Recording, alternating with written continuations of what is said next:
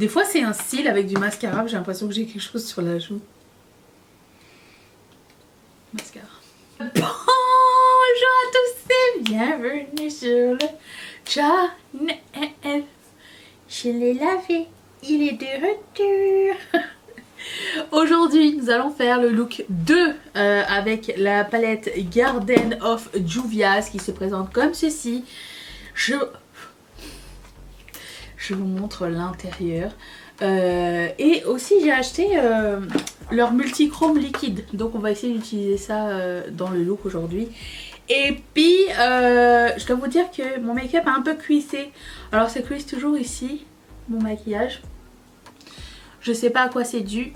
Mais on va voir si ça continue. Voilà, c'était avec la base Beauty. Écoute, j'ai l'impression que jamais rien n'est pareil. Alors, je vous rapporte ma conclusion, hein, puis vous en faites ce que vous voulez. Et aussi, je dois vous dire que j'ai pas gardé de photos du make-up, premier make-up, parce que au final, je trouvais que de loin, il était vraiment pas beau. Voilà, pour être franche entre nous, des fois, tu peux ne pas aimer des choses que tu fais. Et c'est le cas avec le premier make-up. Et du coup, quand ça arrive, je me dis... Est-ce que c'est moi ou c'est la palette? Souvent, c'est moi le problème. Donc, j'ai... quelqu'un m'avait parlé d'un conseil que Cynthia Dulude avait partagé. C'est-à-dire wiper les yeux... Enfin, rincer, pas rincer. Passer une petite... lingette avec de l'eau micellaire avant de commencer son maquillage. J'ai fait ça pour essayer. Sinon il y a toujours une investigation qui se passe avec les fards gras, comment on fait. Et par exemple ceux de Adept Cosmetics. J'ai vu que je n'étais pas la seule à avoir des problèmes avec cette marque. Et en plus j'ai commandé la dernière palette, les deux dernières.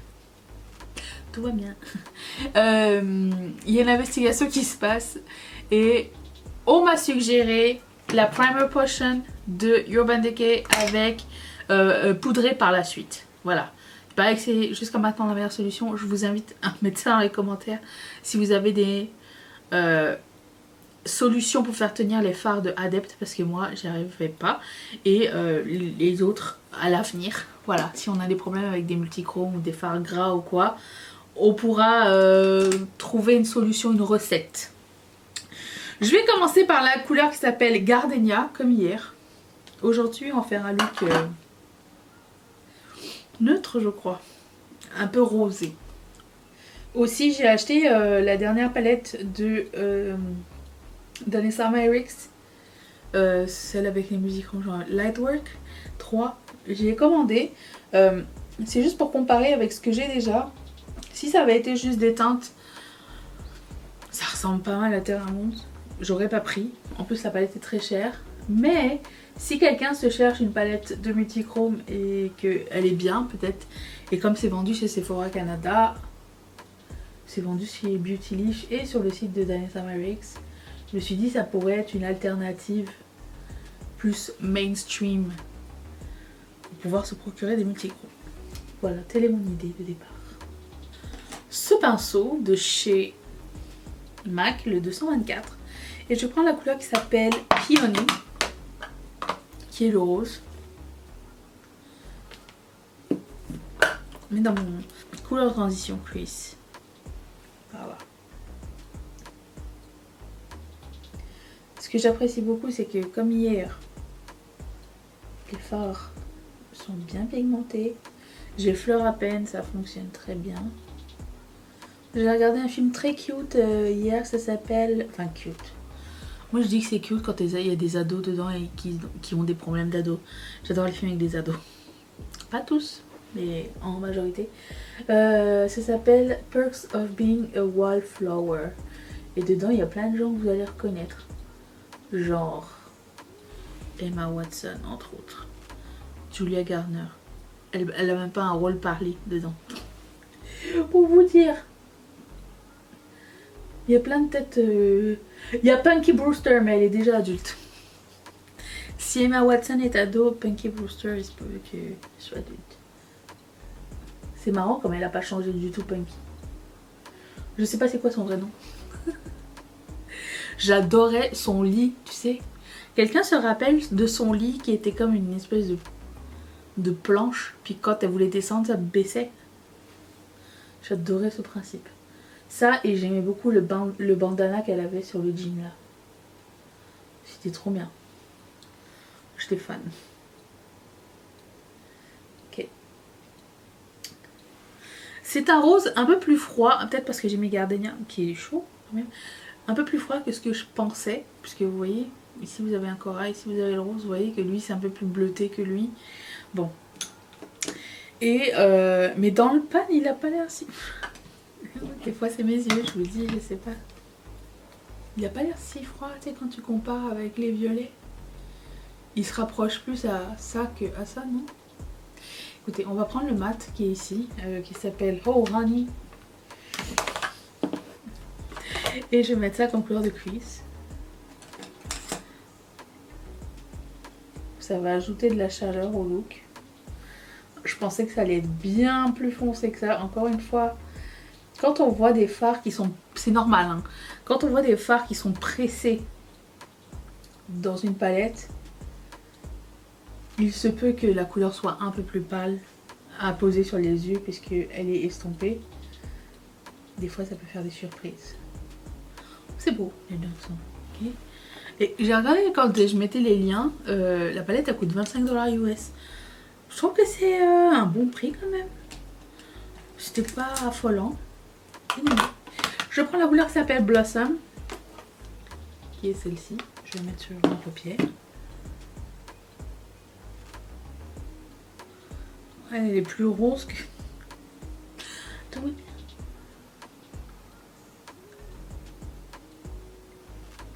C'est très beau.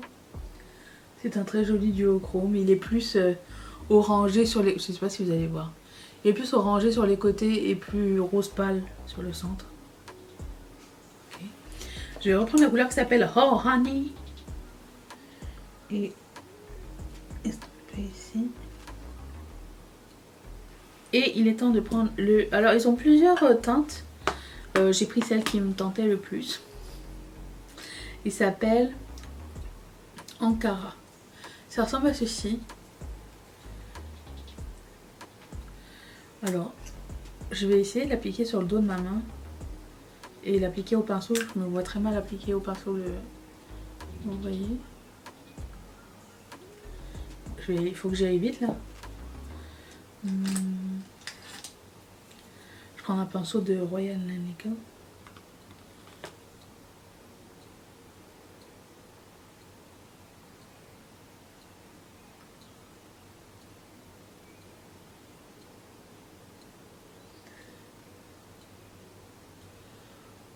Ça ne soulève pas la matière, ça n'est pas trop lourd. C'est déjà sec. Ok. On peut travailler avec ça. Je persiste à dire que c'est le genre de palette que je travaillerai avec une autre palette à côté parce qu'elle n'est pas suffisante pour moi. Après, c'est moi. Hein. Je reprends la couleur Blossom, le rose pâle. Je me demande si je mettrais pas genre le jaune ici. J'ai envie d'essayer. Je prends la couleur qui s'appelle Daffodil. Je sais pas ce que ça veut dire. Ça, avec ce pinceau. J'ai envie d'en mettre ici.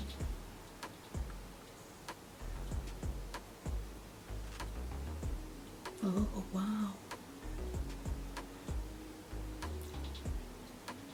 C'est comme une couleur de topper. C'est comme subtil. Et ici, c'est comme un creux intéressant pour poser des couleurs comme ça. Parce que on voit pas tout le temps l'effet. C'est un spot sous-estimé. Très sympathique. Ok. Je veux dire, même s'il n'y avait pas eu le liquid shadow, ça aurait été sympa.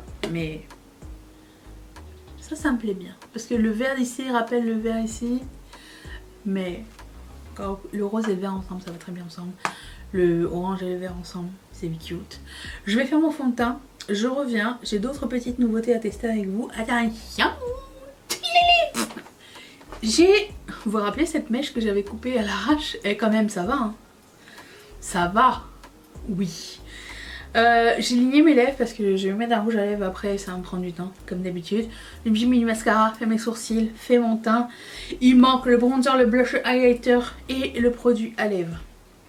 Je vais commencer par le highlighter qui va conclure en fait l'essayage complet de cette palette là. Et vous avez un bonus. Je vais prendre celui-ci, même si ça ne fit pas complètement avec. C'est pas grave. Je vais faire l'éponge, tiens, pour changer. Et c'est ça que je voulais dire. Qu'est-ce que je voulais dire? Non, j'ai oublié. Je suis en train de regarder le pire film d'horreur de l'humanité apparemment. D'après ma meilleure amie qui kiffe les films d'horreur. Ça s'appelle The Sinister. Écoute, j'ai très peur Enfin, j'adore les films d'horreur, mais je suis une flippette. Donc, tu sais, ça reste en moi et tout la nuit. Mais je me dis si je le regarde à 9 h du matin, j'aurai le temps d'oublier. Donc je vais regarder, je suis en train de... J'ai commencé ça, je suis en les premières minutes là pour le moment. Et voilà, si vous avez des bons films d'horreur à me recommander, je prends aussi. Parce que j'aime beaucoup ça. Mais bon, comme je vous dis, j'ai peur. Hier j'ai regardé le premier épisode de American Horror Story, la nouvelle saison. Stories. Sur les maisons de poupées là. Si ça fait peur. Alors chaque semaine c'est une histoire différente, mais je pense que c'est relié au final, comme la dernière fois c'est ça. L'été dernier ils avaient fait ça, une saison d'été. Après ça il y aura la saison d'Halloween. Disons ça s'applique bien l'éponge. Oh, je devrais continuer à appliquer à l'éponge. C'est bien mieux. Écoutez, tout change dans la vie. J'avais oublié que j'avais cette palette de NARS que NARS m'avait envoyé. J'ai quelque chose ici. Des fois c'est un cil avec du mascara, j'ai l'impression que j'ai quelque chose sur la joue. Mascara. Donc j'avais reçu cette palette, ce duo qui s'appelle Summer Unrated Blush et Bronzer Duo Dominate. Ça ressemble à ceci. Ça serait parfait. Je vais commencer par le blush. Je me rappelle qu'il était hyper pigmenté, donc je vais aller doucement.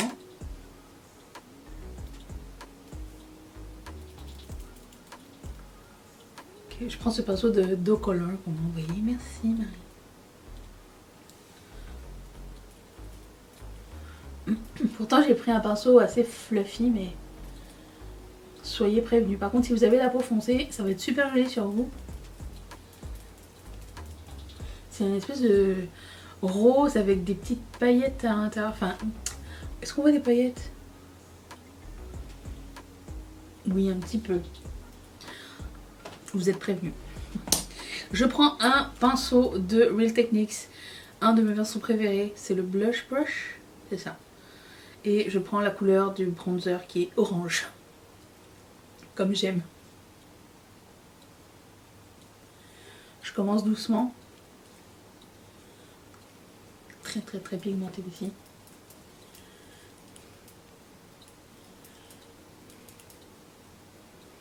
Est-ce que j'ai le signe de cuissage pour le moment? Non. L'autre fois, hier, ça avait commencé, je pense, 2 heures après. Mon histoire avec Profusion là et UPS, au fait, je vous raconte la suite. C'est que j'ai reçu un avis de UPS me disant que le paquet allait m'être livré aujourd'hui.